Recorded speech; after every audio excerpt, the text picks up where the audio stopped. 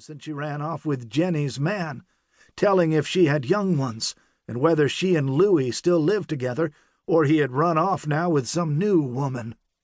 The letter felt heavy as deed paper, and she picked it up in her brown fingers. Oh, this was too quality and genteel to come from Worth or Axa, or any person who would write their letter for them. "You can charge the postage to me," she said, then turned it over and saw that the blob of vermilion sealing wax had been broken. "It's my letter, Sayward," the trader told her, "but since you're the one it wants to know about, I'll charge you with the postage like you say. I didn't like to talk about you behind your back. I thought I'd read you the questions it asks. Then you could tell me what to say." Sayward's short gown flared a little in front, as it always did when she reared up so straight. "What kind of questions?" "Personal," George Roebuck said. "Have I got to answer?" "No, you don't have to." Sayward stood studying a little. "I don't even know who it's from." He took the letter from her fingers and spread it open on the counter.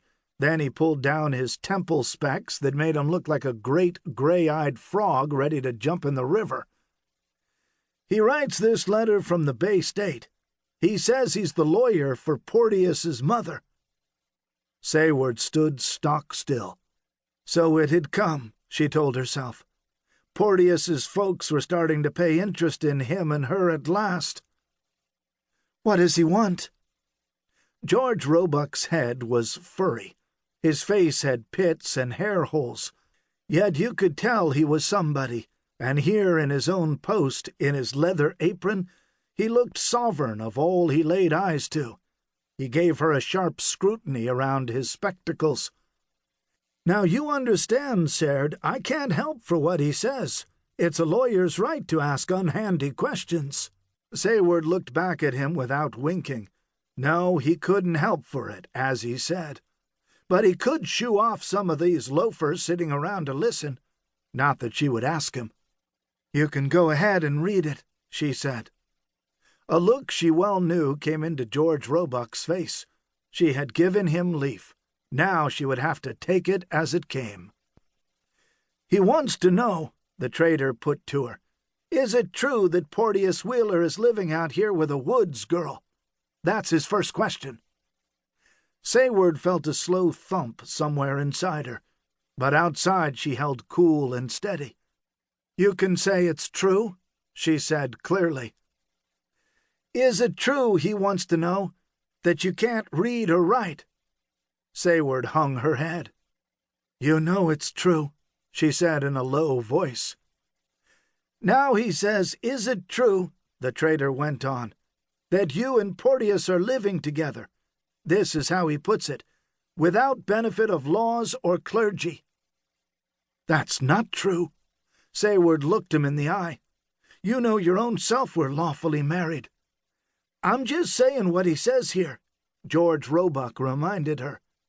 "He says he heard men under the influence of whiskey forced Porteous to stand up with you, and he had no other way but marry you." Back of Sayward came the bang of a stool fallen over on the puncheons. "Who says I was under the influence of whiskey?" Jake Tench demanded. "I can drink a hogshead and never feel it." "Hush up, Jake," Sayward told him curtly. "You only make it worse." She had not turned around. Her eyes met George Roebuck's as hard as flint. "You can say it's true. He had no choice." "You gave him the choice afterward, Sayward," Jake Tench reminded her angrily. "I was and seed you. You opened the door and told him he could go or stay."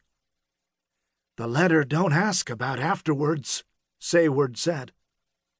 "Why don't you tell him then how Porteous was afore you married him?" Jake shouted. "How much would they have thought of him then?" Sayward's face grew cruel. In her mind she could see Porteous as he was when first he came to the woods, a dandy then, and no mistake, with a whole cassin, they said, of shirts and fixins. Nobody knew why he came away back here all alone, but every 2 weeks he went to Roebuck's looking for a letter. She could see him afterwards, too, when all hope of